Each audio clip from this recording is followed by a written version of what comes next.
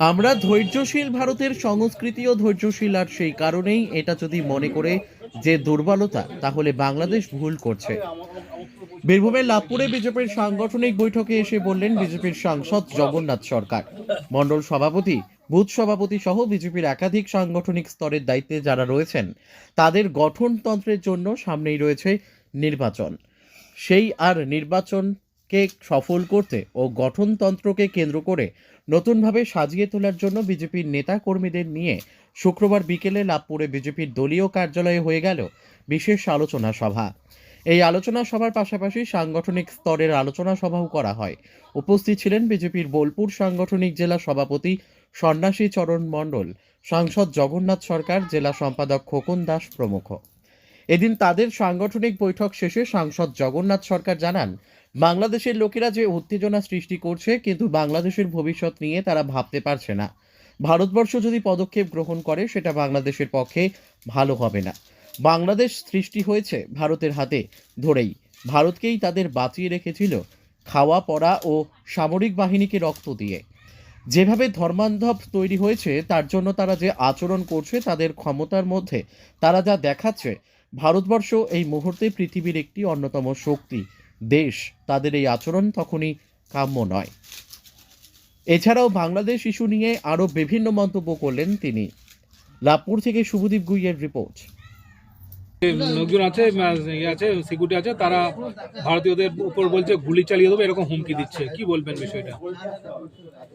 ব্যাপারটা দেখুন, বাংলাদেশের লোকেরা যে উত্তেজনা সৃষ্টি করছে, কিন্তু বাংলাদেশের ভবিষ্যৎ কি তারা ভাবতে পারছে না। ভারতবর্ষ যদি পদক্ষেপ গ্রহণ করে, সেটা বাংলাদেশের পক্ষে ভালো হবে না। বাংলাদেশ সৃষ্টি হয়েছে ভারতের হাত ধরেই। ভারত কি তাদেরকে বাঁচিয়ে রেখেছিল খাওয়া পড়া সামরিক বাহিনী দিয়ে, রক্ত দিয়ে। আজকে তার যে মানসিকতার পরিবর্তন, যেভাবে ধর্মান্ধ তৈরি হয়েছে, তার জন্য তারা যে আচরণ করছে, তাদের ক্ষমতার ঊর্ধ্বে তারা যে দেখাচ্ছে, ভারতবর্ষ এই মুহূর্তে পৃথিবীর একটি অন্যতম শক্তিধর দেশ। তাই তাদের এই আচরণ কখনই কাম্য নয়। ভারতবর্ষ কখনোই তাদেরকে যদি মনে করে, যে কোনো মুহূর্তে তাদের পদক্ষেপ নিতে পারে।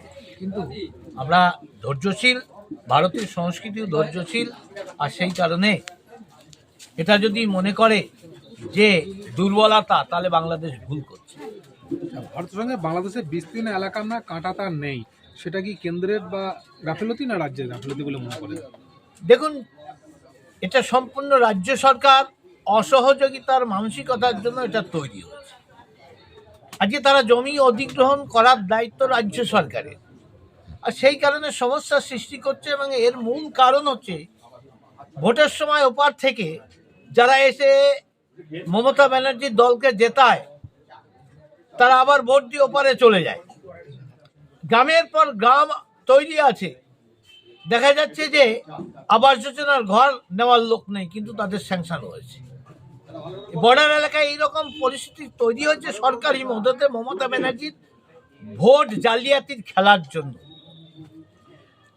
তাদের দলের লোকেরা এই পাচার করে বড় লোক হচ্ছে একাধারে, আর ফেন্সিং না দেওয়ার যে ব্যবস্থা তারা করছে, অপরাধের দোষ দিচ্ছে বিএসএফ এর ওপর।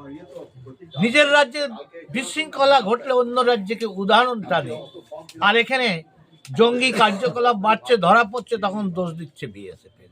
অর্থাৎ ওনার কোনো দায়িত্ব নেই, তাহলে রাজত্ব ছেড়ে চলে যাক, তাহলেই ভালো হয়। কারণ উনি পারছেন না, সবই দোষ ওই মোদির। কোনো বিএসএফ এর অন্য রাজ্যের উদাহরণ কোনো মতেই ঠিক নয়। বীরভূমে প্রচুর বাংলাদেশি অনুপ্রবেশ ঘটছে, কি বলবেন এটা? এই সরকারি মদতে, মমতা ব্যানার্জির নির্দেশে ভুয়ো ভোট ব্যাংক তৈরি হচ্ছে। সরকার কবজা রাখার জন্যই শুধু পশ্চিমবাংলার বীরভূম জেলা নয়, ভারতবর্ষের বিভিন্ন রাজ্যকেও আজকে বিভিন্ন জায়গায় ভোটের ক্ষেত্রে প্রভাবিত করছে।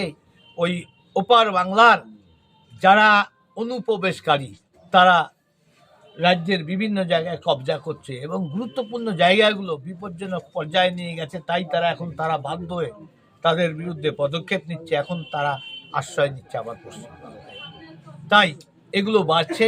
মমতা ব্যানার্জির এই ভোট কেন্দ্রিক রাজনীতি যদি চলতেই থাকে, বাংলা তথা বাঙালির ভবিষ্যৎ, বিশেষ করে হিন্দু বাঙালির চরম দুর্দশার দিন এসে গেছে।